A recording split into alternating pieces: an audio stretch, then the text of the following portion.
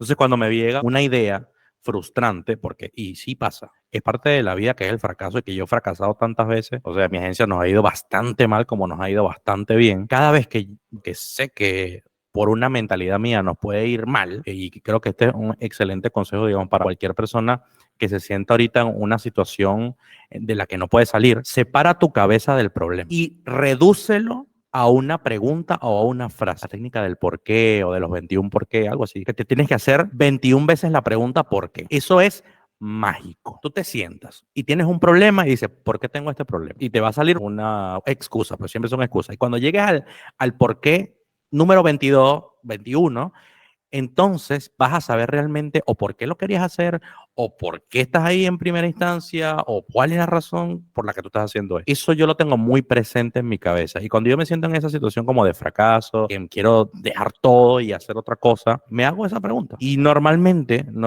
vas a conseguir la solución. Entonces yo separo mi cabeza del problema, lo reduzco a una pregunta. Si tiene solución, lo soluciono. Y si no tiene solución, ¿qué vas a hacer? Nada, dejarlo ir. Con todas las veces que fracasé, todas las veces que me pasó que se me iba un cliente o que sentía que no era suficiente lo que yo hacía, con todo eso que me pasó, con todos los problemas del país, porque siempre todos los países en Latinoamérica tienen problemas, siempre va a haber devaluación, siempre va a haber, siempre va a haber un problema. Me dediqué a entender primero, cómo funciona mi cerebro. Si no estás yendo a un psicólogo, vayan a un psicólogo porque te va a ayudar a entender muchas cosas que tú potencialmente por el desconocimiento no entiendes, dedícale una hora al día a aprender algo.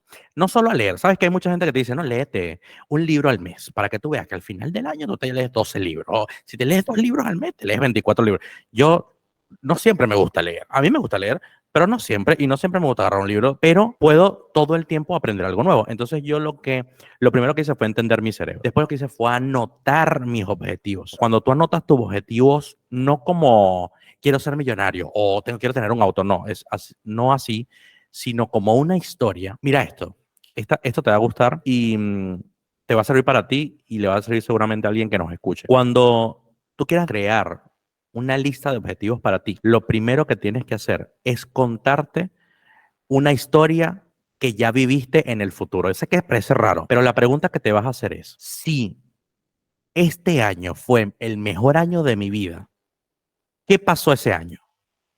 Esa es la pregunta. Si este año fue el mejor año de mi vida, ¿qué pasó?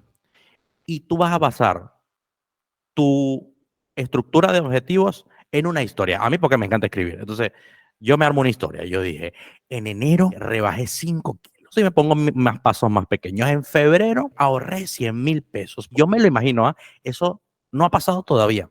Pero yo en enero hice tal cosa, en febrero hice tal cosa, y me cuento la historia una vez al año en diciembre. Eso yo me lo tomé como, lo vengo haciendo hace 4 años, y hace 4 años funciona como tan real como clavar un clavo en la pared. ¿Qué pasa? Tú no vas a ir a visitar eso todos los días, pero tú tienes en tu cabeza unos micropasos, como se llama, tú vas a dividir tus objetivos grandes en objetivos más pequeños, y eso sí lo vas a tener anotado para donde lo puedas ver. Y vas todos los meses, ta, ta, ta. Si en enero no lo lograste, no importa, todavía queda febrero, marzo y abril, todavía queda tiempo. El problema está que cuando llega junio y no has hecho un cuarto de eso, te sientes mal. Y eso es lo que me pasaba a mí hace 5 años atrás. Me sentía mal.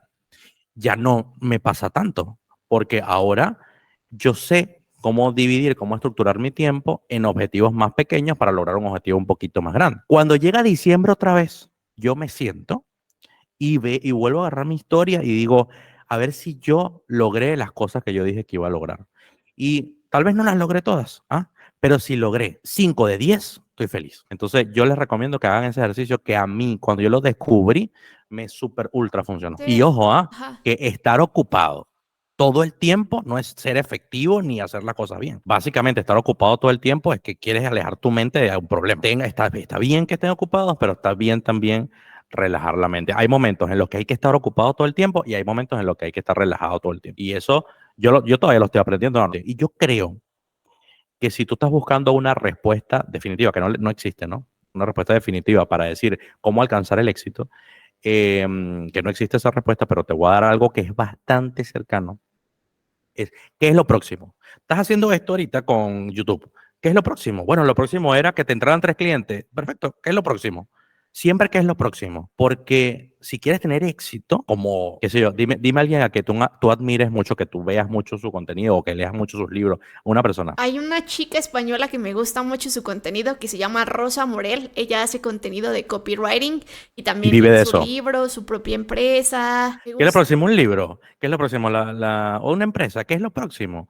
Porque si no hay lo próximo, ¿cuál es el sentido de la vida? ¿Cuál es para ti la diferencia entre las personas que usan las crisis como una oportunidad y logran justo salir de ellas triunfantes, si lo queremos ver así, versus a las personas que en una crisis más bien es un momento estático de dolor y es muy difícil salir de ahí? ¿Tú cuál crees que sea la diferencia? La resiliencia. La persona que se queja en una crisis, que está todo el tiempo quejándose, se quejó cuando no había crisis también, ¿ah? Y se queja en su vida normalmente.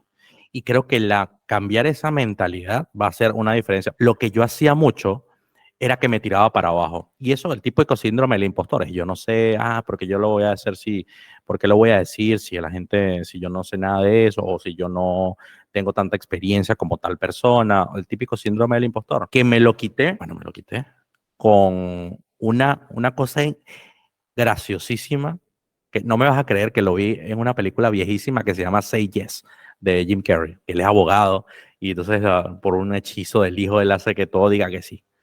Eso me lo quité. Entonces, ¿qué hice? Dije, no me acuerdo, yo vi esa película, me pareció siempre, como siempre me causó risa, pero un día estoy oyendo un podcast, dice, si te está yendo mal en la vida, empieza a decir que sí. Porque tu problema es que estás diciendo mucho que no. Y era real. O sea, yo todo era, no, es que esto está mal. No, es que no lo voy a hacer por tal cosa. Siempre hay una excusa. O sea, decir mucho que no te trae muchos problemas.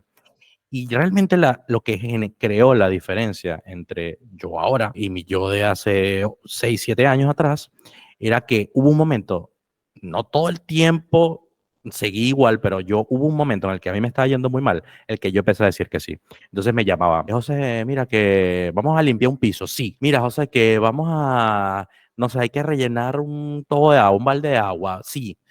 Mira, o sea, que yo necesito que pasees al perro, sí. O sea, todo empecé a decir que sí y eso me empezó a abrir puertas a conocer gente, a crear mi canal de YouTube, todo era así, porque yo no había creado el canal de YouTube porque decía que no, dice, no, yo por qué, yo por qué, no, no, no.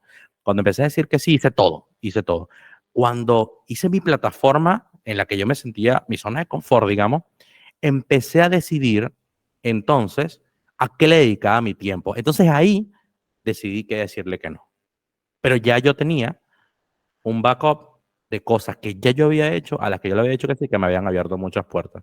Y cuando yo decidí que mi tiempo era más valioso que el dinero que me iban a pagar, yo empecé a decir que no. Sabes que algo que cambió mis hábitos de concentración, de hacer cosas, de decir que sí o de decir que no, fue utilizar mi tiempo improductivo en cosas productivas. Y sé que a veces tú solamente quieres no hacer nada y está bien no hacer nada, pero, por ejemplo, cuando yo tengo un espacio intermedio, me voy a dar un break de 1 hora, porque el día está muy intenso, no sé qué, en vez de oír música, o en vez de ver una película, o en vez de distraerme en cualquier cosa, busco algo que sea soft, que sea muy suave, un podcast, algo que me deje un aprendizaje. Y yo te diría que nunca te acuestes sin aprender algo ese día. La virtud de las personas que emprendemos es sobreponerte a los problemas, o sea, levantarte cada vez que te caes. Si tú te caes y te levantas, te caes y te levantas, te caes y te levantas, más que un problema se vuelve un hábito.